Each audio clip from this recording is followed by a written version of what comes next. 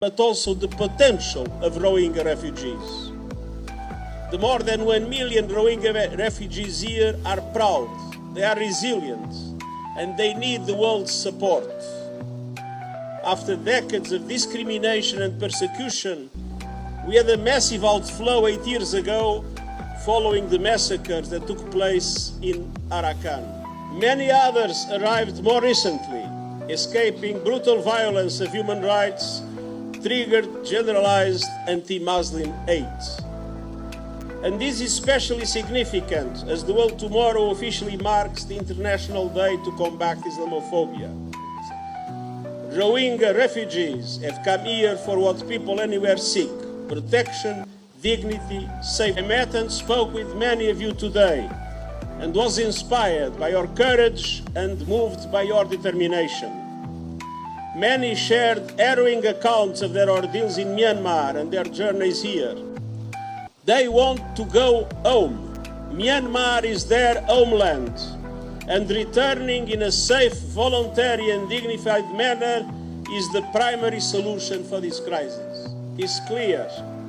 Exercise maximum restraint, prioritize the protection of civilians in accordance with international humanitarian law, and prevent further incitement of communal tension and violence, paving the way for democracy to take root and to create the conditions for Rohingyas to be able to go back home as they all want. But the situation in Myanmar remains dire, including in Rakhine State.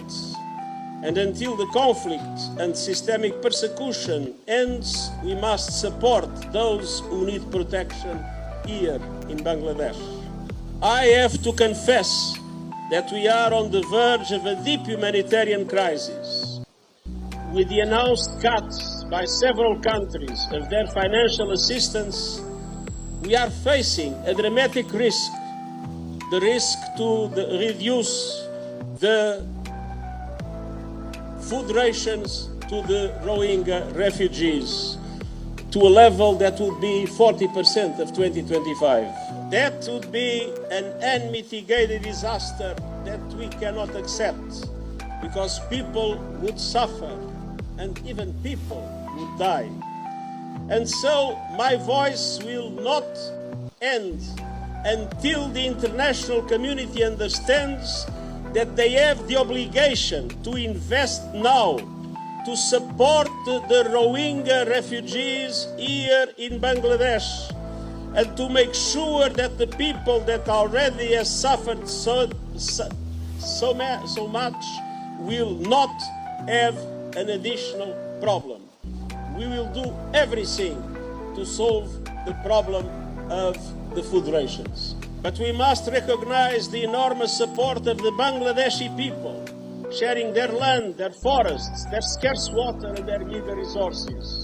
I was last in Cox's Bazar in 2018 and have seen many improvements in the camps. But the challenges are great at so many levels.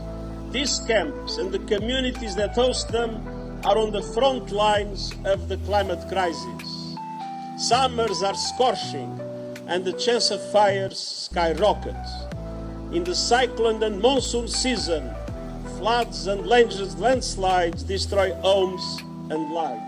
In addition to essential food aid, people here are also hungry for education, skills and opportunities for independence. Feel they have no option but to risk everything on perilous sea journeys.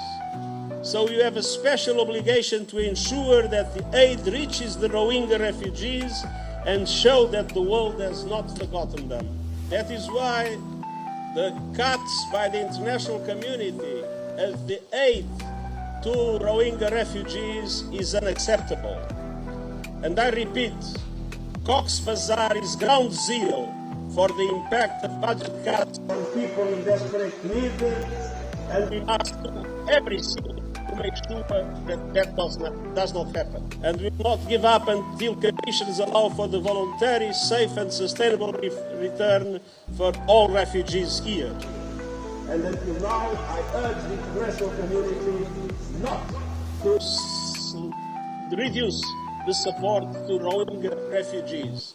They must step up and guarantee your well-being. This is the holy month of Ramadan, the month of solidarity. It would be unacceptable that in the month of solidarity, the international community would reduce the support to the Rohingyas in Bangladesh. We will do everything not to make it